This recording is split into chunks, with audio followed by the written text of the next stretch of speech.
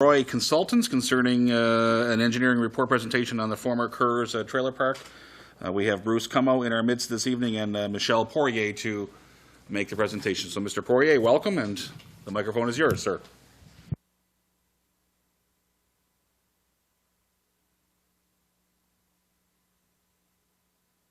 There you go. Okay. Well, thank you very much, Deputy Mayor and councillors, for having us tonight. So we're here to present the report that we completed this summer on the former Kerrs Trailer Park. It's a mandate that was assigned to us by the City of Miramichi, and it's something that we took under our arm this summer. So I think you all have a copy of the report. I believe you don't have the appendices to the report, but what I'll do is I'll bring some of the figures and such on the screen here. So basically, I think you're all familiar with the former Kerrs Trailer Park. It's a very different situation or scenarios than most traditional trailer park that we have in the province, in the fact that this particular one, the Kerrs Trailer Park, is comprised of many different landowners, and it complicates the issue a great deal. So as a whole, the trailer park has probably about 116 different lots as it is right now, and it is primarily owned by one major landowner. So the figure that we're showing on the screen here, all the area in green, represents the majority of the lots owned by a single landowner. And then there's a second landowner that owns about 20 lots, which are the orange one. And all the purple lots are owned by about 19 or 20 other different landowners. So in addition to this, the road easements are owned by the City of Miramichi. So in contrast to a normal trailer park or a more traditional trailer park, all of those parcel and the road networks would traditionally be owned by the park operators. So in this lies who is responsible for what, and when it comes time for infrastructure improvements, who's gonna foot the bill and take the lead on fixing the improvements. So I think the goal of this study was to determine an approach as to how to address the aging infrastructure and also how to address the future of the park. There was also a question brought into the RFP, should the park be relocated elsewhere? Those are things that we have addressed in the report. So let me bring you through the report as a whole. The first thing that we did an assessment of the existing conditions. So what we primarily looked at was the state of the water distribution system, the sewer distribution system, the road network, the lagoon. We hear that there was a lot of complaint from residents for the drainage of the park itself, so the ditches system. We looked at that as well. In looking at all the different components and realizing where they sit onto the property, some of those infrastructure were located onto private property. Some of those infrastructure are located within the road right-of-way, which is owned by the city. So it complicates a few things here. After we complete our assessment of the existing infrastructure, which is section 2 of the report, look at each of the different components and how could they be improved or should they be improved. So that is section number 3 of the report. In that, prior to that, we found that the existing water distribution system for the park basically comes down to the water distribution system for the residents are supplied from a privately owned well that is operated by the park owner. The water distribution network follows, for the most part, are onto private residents or private lots. So it makes it difficult to maintain and upkeep the system. Comes to the sanitary sewer system. The sanitary sewer system is collected through main lines also going along private property and are treated to a facultative lagoon that is located behind the park. The lagoon itself is also a piece of infrastructure that's quite old, and it was then built to current standard but does not meet current regulations. So As a whole, the water distribution system provides water but does not provide fire protection to the park. There's some concern about the separation of the lines with the sewer lines. And also there's a great deal of concern about the security of the water well as to how is it protected in terms of water quality.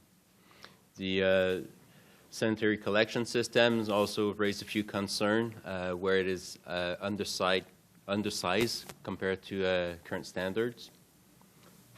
There's interference with the existing water distribution system where there could be cross-contamination. And because of the age and the unknown condition of the system, we suspect that there quite likely is some leakage of sanitary sewer system into the ground, which could affect the aquifer. Moving down to the lagoon, we've estimated that the existing lagoon is undersized for the amount of effluent it sees, so the quality of treatment that it provides could be marginal at time. And then the effluents itself are released into a drainage ditch that connects to a brook, so it is discharged into the environment.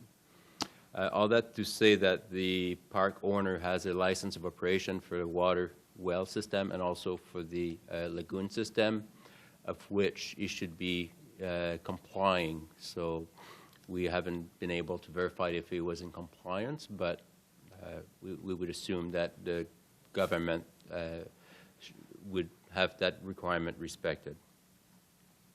So, and in addition to this, we looked at the road condition and the drainage. Those two goes hand in hand. And like I said earlier, this is where I think the city is getting more complaints from the residents. So the drainage network around the trailer park is pretty flat. The existing ditch are for the most part in bad conditions or are not draining properly to the outside. However, it would be very challenging to make it better because the location of the trailer park sits within a low area where it's surrounded by a natural wetland. So to discharge this runoff is quite challenging due to the flat topography. Although there's some possibilities for improving on one side of the trailer park if a drainage easement was acquired, which would then connect to Wellington Street.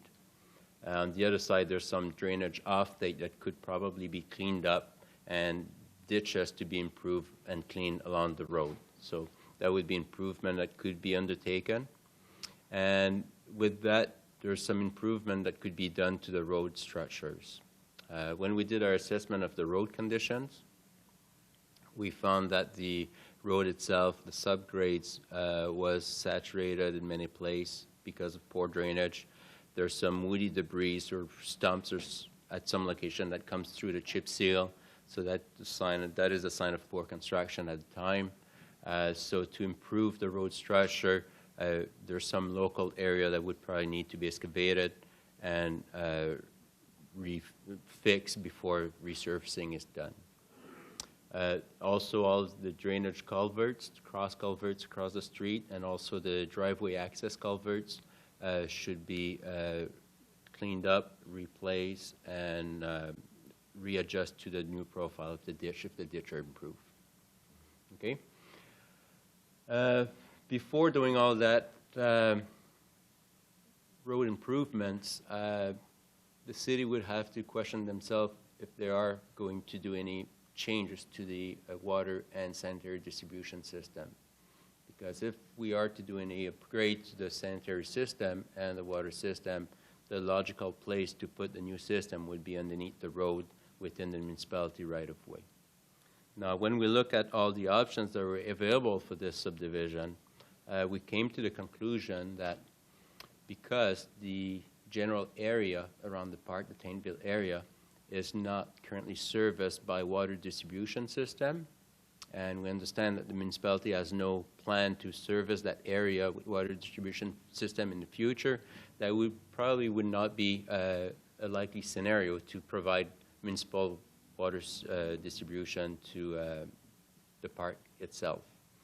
If it was to be done, a new water line would have to be connected to the existing system to the park, which would be about 1.2 kilometers long and come with at quite an expense.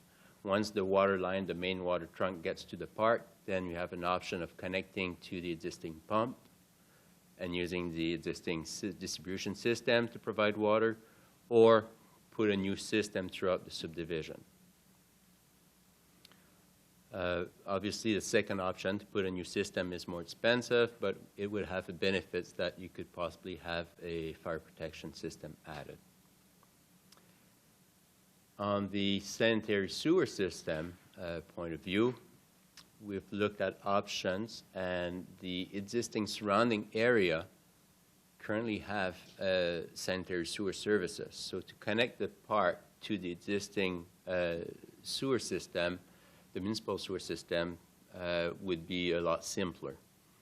A good portion of the existing trailer park could be serviced by gravity, and sort of the furthest corner would have to be helped with a sanitary lift station to connect to the system. Okay. The benefits of connecting to the city system would be that the lagoon could be decommissioned. So instead of having to upgrade the lagoon, it could be decommissioned.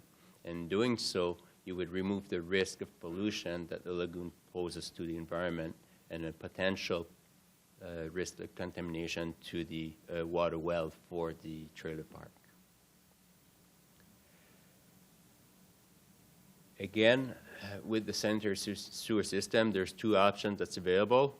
One is to put the lift station and bring everything that's there to the existing municipal system. A second would be to put a new sanitary sewer system underneath the roads that would connect to the existing dwelling and service the entire area. We favored the second option. We favored the option of putting a new septic system through the park, and the reason being is that the existing system is old. There's probably a lot of leakage happening. It's undersized, and it also poses a greater risk to the water source for the park. Okay? So if we were to put a new collection system for sanitary in the park, that risk will be minimized, and it would be probably more sustainable in the future, and also it would reduce the possible contamination of the local aquifer. So if there's a decision to move forward with a sanitary sewer system or even a water distribution system in the park, those should probably be considered before doing the road upgrades and the drainage upgrades. So all that said, those are mostly the improving the drainage with the ditching and the new storm sewage channel.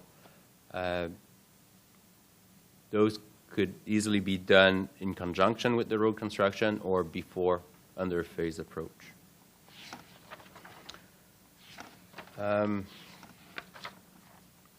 So in terms of recommendation, what we came up with this, one of the greater risks that we found for the park was the risk of contamination to the water source. So up and foremost, the first recommendation would be to look what the city is in position to do to safely protect the water source for the trailer park. And that could be perhaps looking at bylaws to minimize or restrict some activities around the water well. Because it is a privately owned water well, it's not recognized under the Provincial Wellfield Protection Act. So there's no real mechanism in place to safely protect the well itself. So it would we would rely on the municipality in this case and the park owner to restrict activities to protect the water source. The second recommendation would be to improve the drainage. Improving the drainage will help with the road condition. It would help for the, I would say it would help for the park itself to have a better image for the park, and it's a relatively low cost. And without improving the drainage, any improvements to the road system would be questionable. The installation of the sewer collection system.